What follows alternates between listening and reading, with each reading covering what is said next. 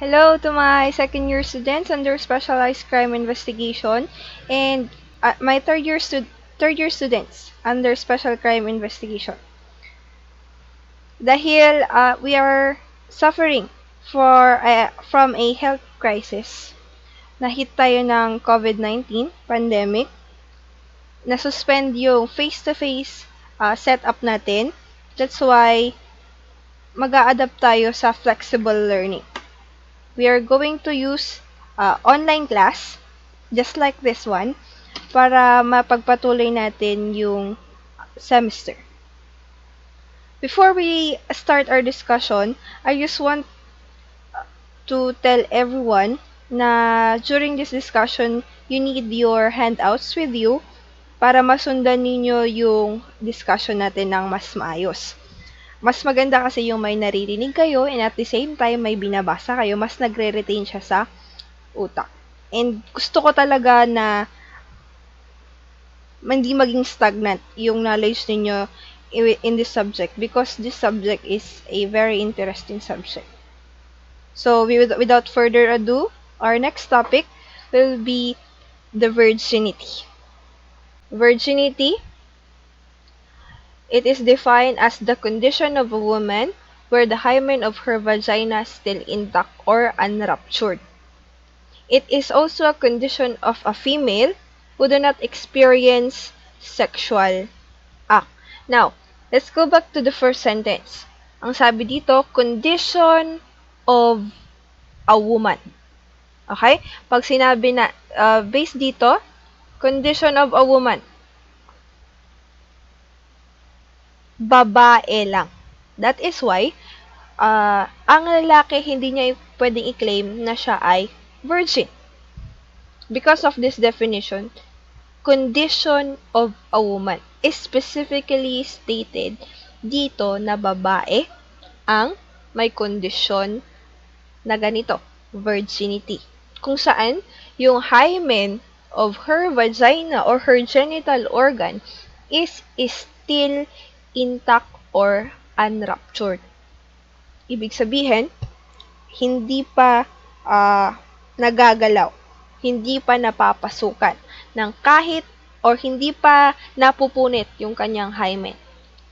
This second sentence, it is also a condition of a female who do not experience sexual intercourse. Kasi nga, hindi pa napapasukan ng any foreign body yung kanyang genital organ. That is why hindi pa nararupture yung kanyang hymen. Next. Okay. So, this picture, kung makikita nyo, ito lang yung hymen. This is the vaginal canal. Okay? That is the vaginal canal.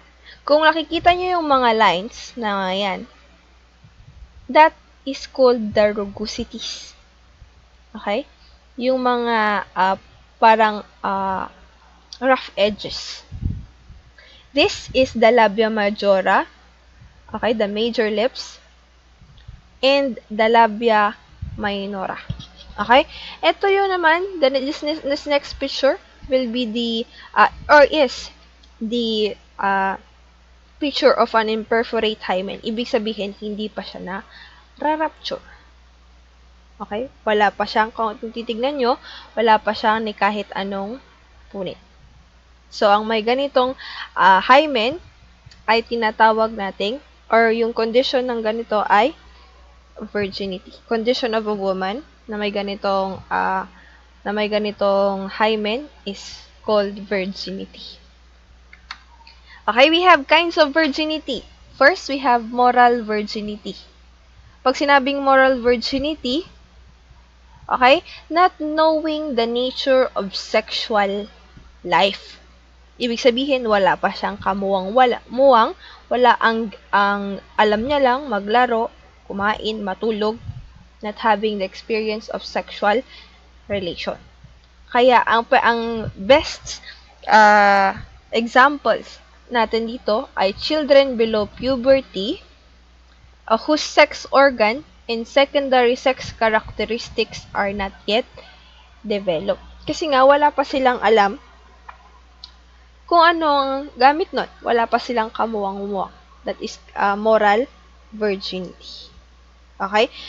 And based on US versus Alvarez, 1-242, the presumption of a woman's virginity, it is shown that she is single and continuous until overthrown by contrary.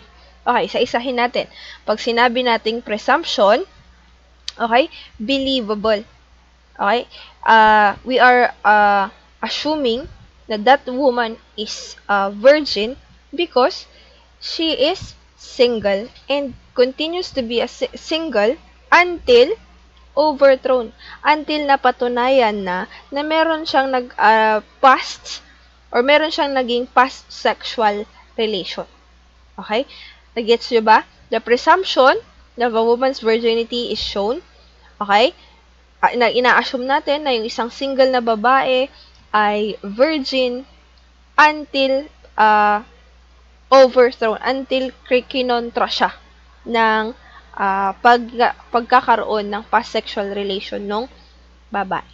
Legally speaking, a woman who is presumed to be virgin when unmarried and of good reputation. Kilala siya sa community nila as a wholesome, okay, kagalang-galang na babae. So, that is US versus Alvarez, 1-242. Okay? Next, we have demi-virginity. Pag sinabi nating demi-virginity, woman who permits any form of sexual liberties as long as they abstain from rupturing hymen by sexual act. Pag sinabi nating sexual liberties, okay? Pwedeng kissing, pwedeng hugging, as long as they abstain. They refrain from doing it. Or they refrain from doing any sexual act. Hindi sila lumalampas sa kanilang mga boundaries or hindi nag-level up yung kanilang action.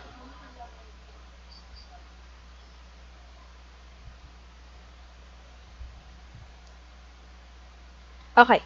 Then, Virgo intacta.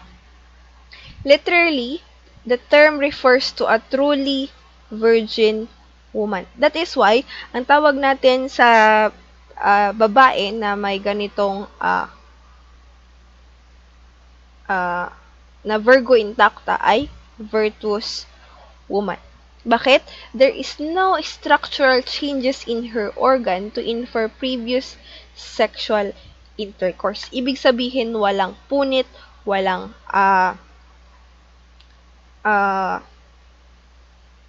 walang laceration, walang rupture doon sa kanyang hymen. That is Virgo intacta. Physical virginity. Woman naman, at pag sinabing physical virginity, physical status nung physical status ng private part ng isang babae. Woman is conscious of the nature of sexual life. Ibig sabihin, hindi siya inosente. Meron siyang alam sa mga bagay na yon, pero wala pa siyang experience sa sexual intercourse. That is physical virginity. Then we have we have two types of physical virginity. We have true physical virginity and we have false physical virginity. Unahin muna natin yung true physical virginity. Hymen is intact with edges distinct and regular. Walang pagbabago doon sa structure ng kanyang hymen. True physical virginity. False physical virginity, yung hymen din is still unruptured. Pero bakit siya tinawag na false? Because of these two instances. Una, orifice is wide and elastic. Yung entrance ng vagina, okay, is malawak elastic to admit 2 or more fingers of the examiner with a lesser degree of resistance. Ibig sabihin, kahit na pinasok ang 2 at higit pang kamay, hindi masyadong nasasaktan yung babae. Hindi nagre-resist. Or madali lang niyang ipinasok yung kanyang kamay. Then next, hymen may be distensible and may have previous sexual relation. Pag sinabi nating distensible, okay, stretchable. Okay? The hymen was able to stretch na kahit napasukan siya ng foreign body, hindi siya nararupture. Kasi nga, stretchable siya. That is the 2 instances na kung bakit false physical virginity. Because of these 2 reasons, this particular instance, the physician may not be able to make a convincing conclusion that the subject is a virgin. Gaya ng sabi natin dun sa second sentence doon sa definition ng virginity kanina, a woman who does not have previous sexual intercourse or does not experience sexual intercourse. Pero sabi nga dito, yung hymen niya nag-stretch, kaya kahit napasukan siya ng any foreign body instrument, hindi siya nararupture. That is why tinawag siyang false physical virginity and hindi makakapagbigay ng convincing conclusion yung ating examiner na yung subject ay virgin. It does not mean that when the hymen is still intact, there is no case of rape. Bakit? Diniscuss ko noon na we don't have frustrated rape. We only have attempted and consummated rape. Okay? Small. Okay? The mere touching or slight penetration, the mere touching of the labia majora and the male organ is considered consummated rape because there is a slight penetration. Ibig sabihin, kahit na nagdikit pa lang yung labia majora and yung male organ, it's considered as a consummated rape. So, that is why kahit na hindi na-rupture yung hymen, pwede na nating sabihin hindi siya na-rape. Kasi, meron nga tayong tinatawag na slight penetration rule. So, next, virginity is not an element of crime of rape because even a prostitute can be a complainant. Tatandaan nyo to. Virginity is never an element in the crime of rape. Dahil kahit na sino, sabi dito, even a prostitute can be a complainant.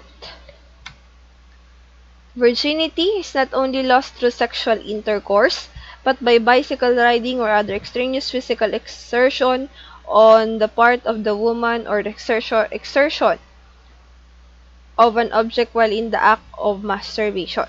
Kapag mahilig sa bicycle riding yung babae, there is a probability daw na siya ay, or yung hymen niya ay marupture o magkaroon ng laceration. Ganon din kapag nagpasok siya ng mga instrument sa kanyang genital organ while in the act of masturbation. So that is virginity. Okay, points to be considered in the determination of the condition of virginity. We have first is the breast. Breast is the ventral surface, is a cylindrical projection or nipple, and its surrounded tip are perforations which are ducts draining milk glands. Nipple is surrounded by pigmented areola, become dark brown during pregnancy. So, ito yung anatomy of a female breast. This is the nipple. The dark color surrounding the nipple is the areola, and it consists sensitive nerves.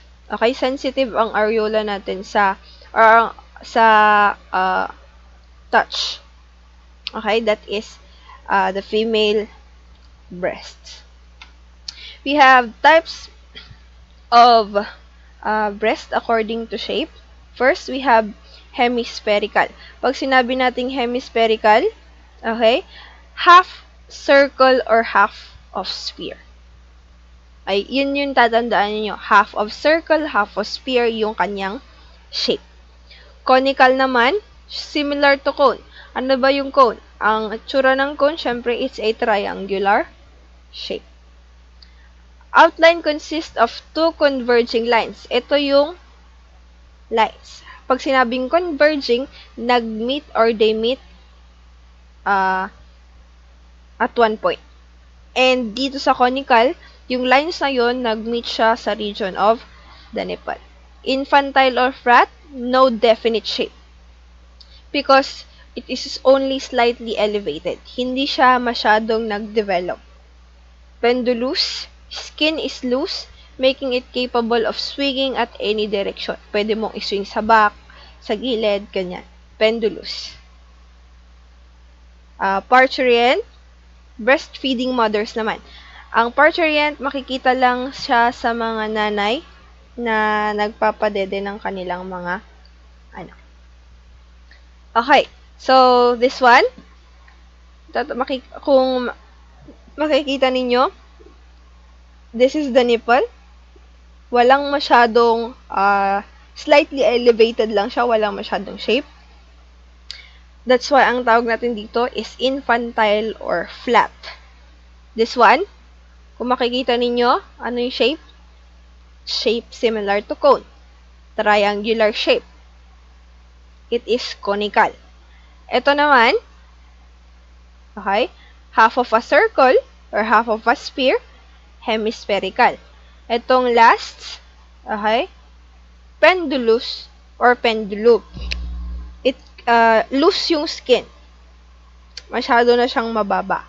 Na pwede mo siyang iswing at any direction. Ito karamihan sa makikita natin sa mga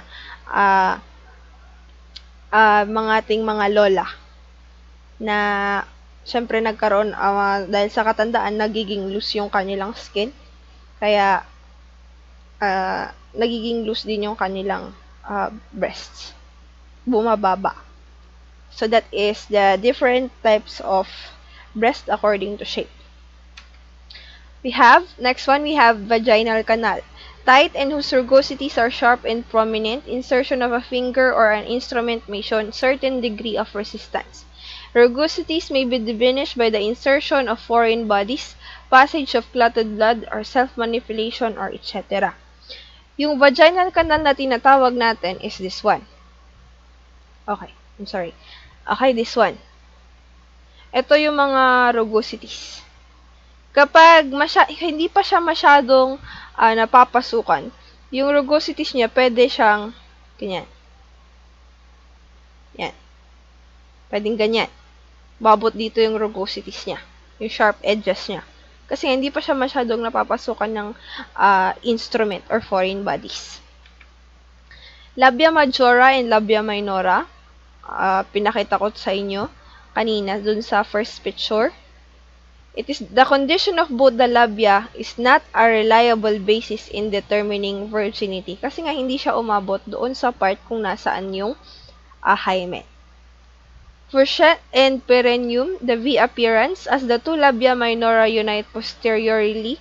After severe distension, the sharpness of the acute angle became rounded with retraction of edges. Okay. Pag virgin pa yung isang babae, pag wala pang masyadong distension or pag wala pang masyadong sexual act, okay, yung fourchette niya, okay, V shape, V appearance. Ibig sabihin, this one, palitan natin yung ating ink color. Okay. This one is the fourchette, V appearance. Directly below the fourchette is, or fourchette, is the perineum. Okay? Dito sa part na to ang perineum. kapag masyado nang nagkakaroon ng sexual action, pwede na daw maging, oh, I'm sorry for the diagram. Let's try another one. Pwede nang maging rounded yung ating crochet. Okay, so pwede nang maging ganyan. Okay, next. Okay, so pinakita ko na to kanina. Defloration. Defloration naman is the laceration or rupture of the hymen as a result of sexual intercourse. Wala nang ibang reason. Okay? Defloration ang tawag kapag yung pagkasira, pagkapunit ng hymen ay resulta ng pagkakaroon ng sexual intercourse between a man and a woman. So that is defloration. Statutory rape. When the victim, okay, I already discussed this one nung face-to-face pa tayo. When the victim of rape is under 12 years of age. Bakit considered rape kahit nagbigay ng consent? Because her consent is not valid because of her age. Masyado pa siyang bata para makapagbigay ng kanyang consent na napag-iisipan niya ng maayos. That is statutory rape.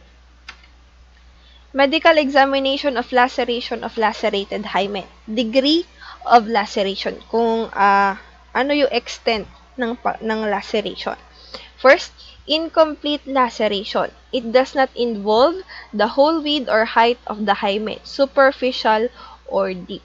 Okay, for example, this is the hymen.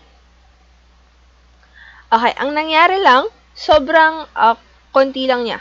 Incomplete. For example, ganyan. It does not involve the whole width. This is the whole width. And the whole, no. Disregard this slide. Whole height. Ito lang.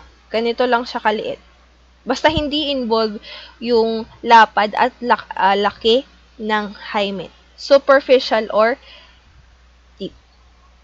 Pag sinabi natin superficial, yung outer layer lang. Outer part ng hymen. Pag deep, pwedeng na-rupture siya through and through. Yun nga lang, hindi involve yung whole width and height. Complete naman, hymenal laceration involves the whole width, not beyond the base of the hymen. Okay, for example, this is the hymen. Okay, it does not involve the whole width of the hymen. Okay. It involves the whole width, but it does not go beyond the base of the hymen. Hindi siya pumupunta sa base. Hindi siya lumalampas sa base. That is complete. Ibig sabihin parang na-open yan talaga. And yung compound or complicated naman, ganito. Pwedeng na-rupture, and it goes beyond the width or height, and it involves the surrounding tissues. Yan. So, that is the compound or complicated degree of laceration. Next, the location of laceration. Pag sinabi natin location of laceration, dinidetermine natin kung saan yung position ng laceration. Ang ginagamit natin na to indicate the location of the laceration is the clock. Okay, for example, here. Okay.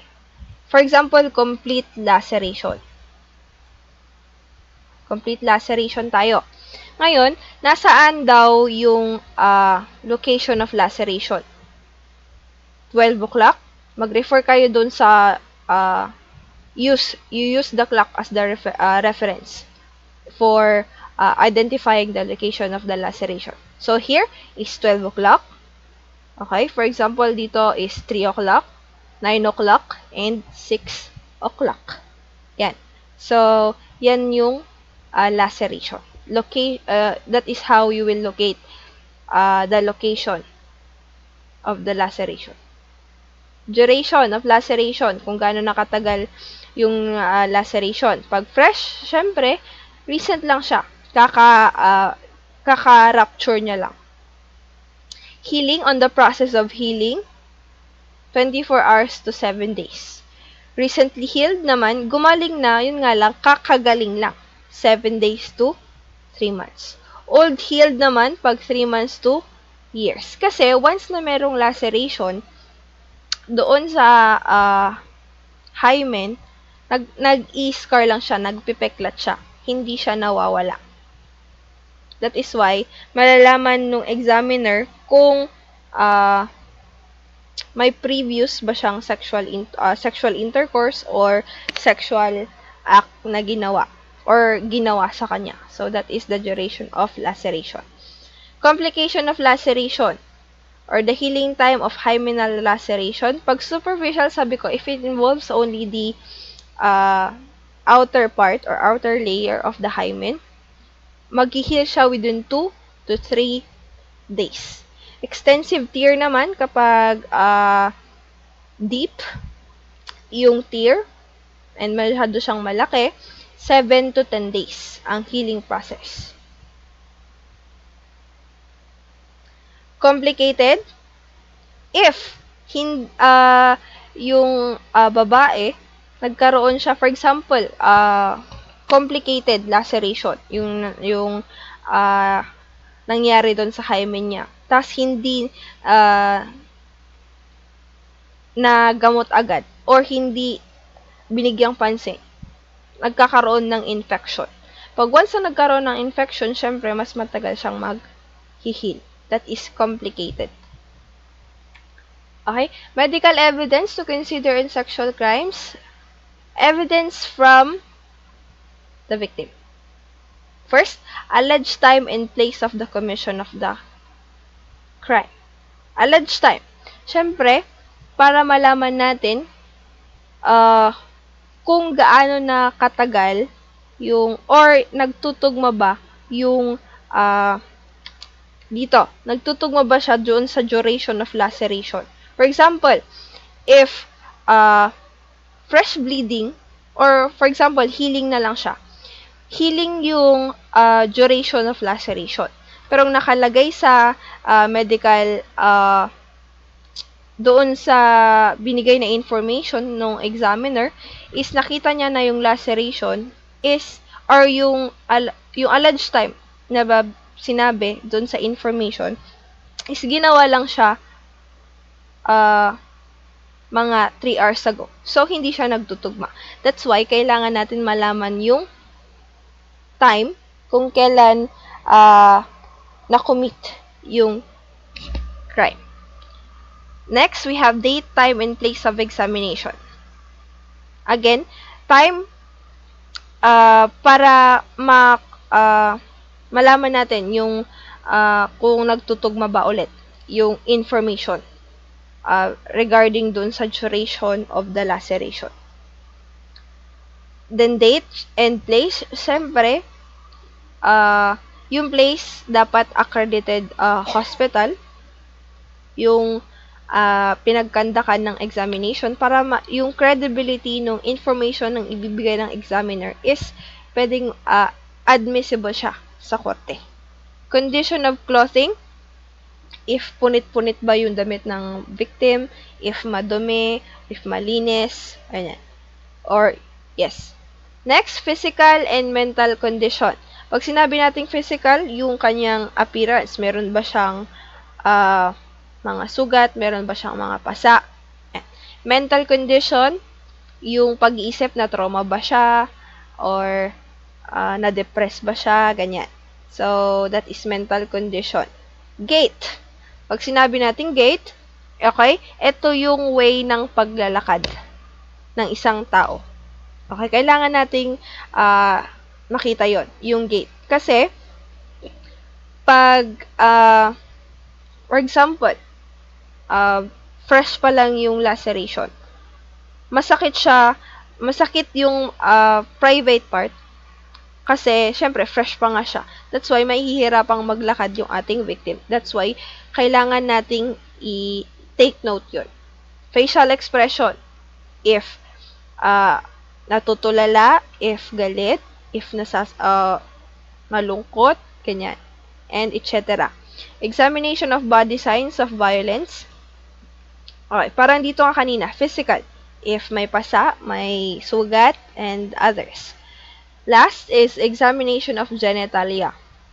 I-examine yung hymen, hymental orifice, vaginal canal, rugosities, fourchette, pubic hair. Yung pubic hair, may mga instances na nakakakuha sila ng yung pubic hair ng male, for example, the perpetrator is male, yung pubic hair niya, pwedeng ma-transfer doon sa, pwedeng ma-transfer doon sa pubic hair ng babae. Kaya once na kumuha sila ng, sinuklay nila yung pubic hair, pwedeng, nandun yung pubic hair ng perpetrator, pwedeng doon sila makakuha ng DNA to identify the perpetrator and para mas makapagbigay ng much more credible evidence. Then, labias. Yung majora and labia majora and labia minora. Then last, presence of a spermatozoa. Yung sperm, syempre, pwede siyang examine to determine the DNA. And syempre, parang yung pubic hair, para makapagbigay ng parang conclusive evidence. Para ma-prove yung guilt ng perpetrator if he was already identified. Okay, our last topic, the death related to sexual act. Okay, death of the male partner. Nagkakaroon or namamatay yung mga lalaki during sexual intercourse daw based on two reasons. First, pwedeng namatay siya through natural cause. Okay? Pwedeng sobrang excited siya, na heart attack siya, or nasobrahan siya ng take ng Viagra, na excite siya, heart attack siya, ganyan. Pwede din daw mangyari kapag nagmamasturbate lang yung lalaki. Pwede din siyang mamatay. Pwede siyang heart attack. Okay? Next is defensive act of the female victim. If courageous enough yung female victim, pag pinagtanggol niya yung sarili niya, may chance na mapatay niya yung kanyang yung male partner or yung perpetrator.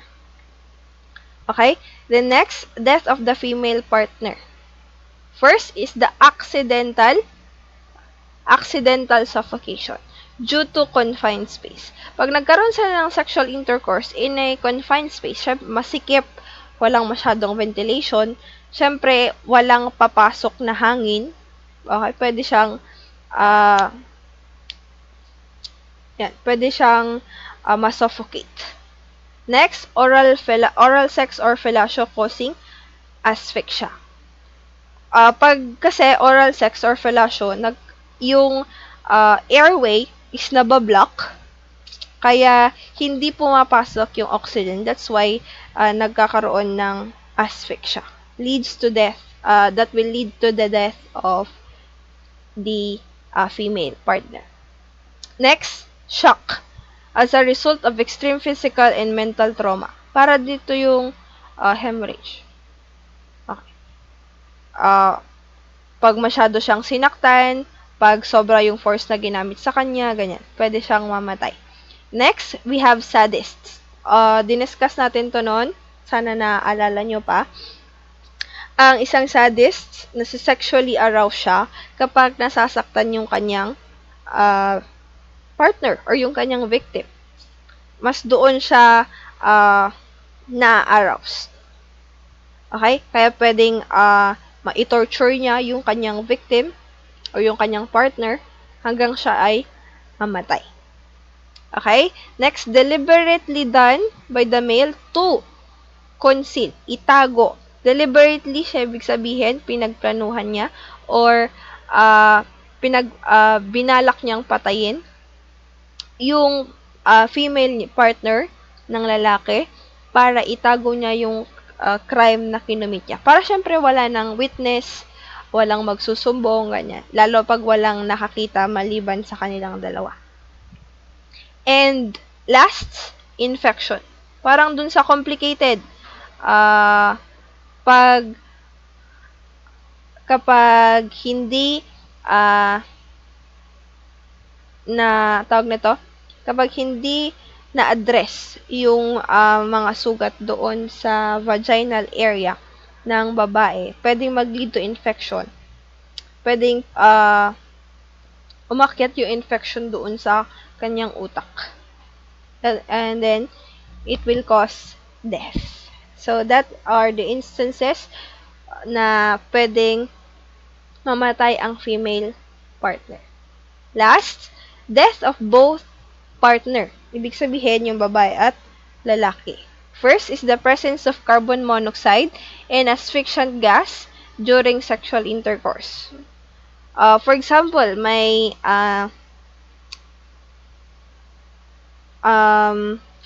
nagplano na maglagay sila ng asphyxiant gas or carbon monoxide. Ang carbon monoxide is a poisonous substance na kamamatay. Okay, ganoon din ang asphyxiant gas. Ang asphyxiant gas, ito yung magpipigil dun sa oxygen para mag-circulate. Kaya namamatay yung both yung babae at lalaki. The next, homicide. Okay? Pag may mga time na kapag yung lalaki napatay niya yung babae and then later on nakonsensya siya, pwede siyang mag-suicide. Okay? Kaya sila namamatay pareho. Okay? So, that is the death of both partner. That is the end of our topic. I hope may mga natutunan kayo kahit papano para magamit ninyo pag magkaroon kayo ng activities, quizzes, or even your exam. Sana kung you choose to download it, if pwedeng i-download to, is panoorin nyo siya habang wala pa yung next na video na i-upload ko sooner or later. So, I'll see you guys soon.